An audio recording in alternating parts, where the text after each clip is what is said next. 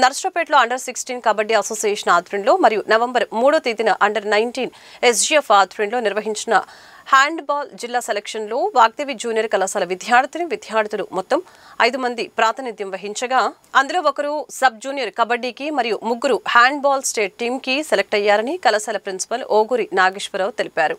ఎంపికైన విద్యార్థులు నవంబర్ 6వ తేదీన కర్నూలు జిల్లాలో జరగబోయే సబ్ జూనియర్ స్టేట్ మీట్కి మరియు అదే నెలలో ప్రకాశం జిల్లాలో జరగబోయే హ్యాండ్బాల్ స్టేట్ మీట్కి పల్నాడు జిల్లా తరపున ప్రాతినిధ్యం వహిస్తారని కళాశాల సెక్రటరీ అండ్ కరెస్పాండెంట్ రాయల శ్రీనివాసరావు తెలిపారు. విద్యార్థుల్ని కాలేజీ యాజమాన్యం అభినందించింది. ఈ నెల 2వ తేదీన అండర్-16 కబడ్డీ అసోసియేషన్ ఆధ్వర్యంలో, నవంబరు 3వ తేదీన అండర్-19 ఎస్జీఎఫ్ ఆధ్వర్యంలో హ్యాండ్బాల్ పోటీలు ఈ జిల్లా సెలక్షన్ జరిగినాయి.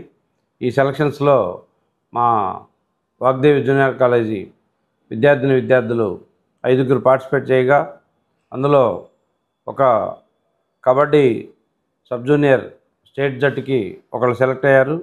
అలానే హ్యాండ్బాల్కి 3 విద్యార్థులు సెలెక్ట్ అయ్యారు. ఈ సందర్భంగా వారిని అభినందిస్తూ మరి 6వ తేదీన కర్నూలులో జరిగే స్టేట్ మీట్లో వీరు పాల్గొంటారు.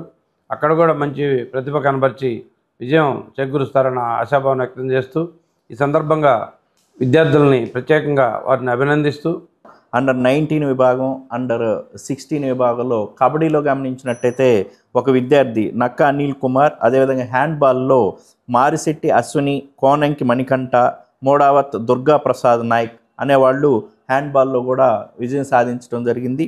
వీళ్ళు రేపు నవంబర్ 6వ తేదీన కర్నూలులో జరగబోయే మీట్కి అటెండ్ అవ్వబోతున్నారు, సబ్ జూనియర్ స్టేట్ మీట్కి. అదేవిధంగా ప్రకాశం జిల్లాలో జరగబోయే హ్యాండ్బాల్ స్టేట్ మీట్కి కూడా మరి పల్నాడు జిల్లా తరపున ప్రాతినిధ్యం వహిస్తున్నారు. గమనించినట్టయితే వాగ్దేవి నుంచి ఇప్పటి వరకు ఒక 65 వరకు మెడల్స్ మేము ఇప్పటికే తీసుకోవటం జరిగింది. సుమారు ప్రతి సంవత్సరం ఒక 100 నుంచి 120 మెడల్స్ మరి కైవసం చేసుకోవటం అనేది ఈ స్పోర్ట్స్ అండ్ గేమ్స్లో వాగ్దేవికి ఎప్పుడు కూడా ఉన్న మంచి అవకాశం.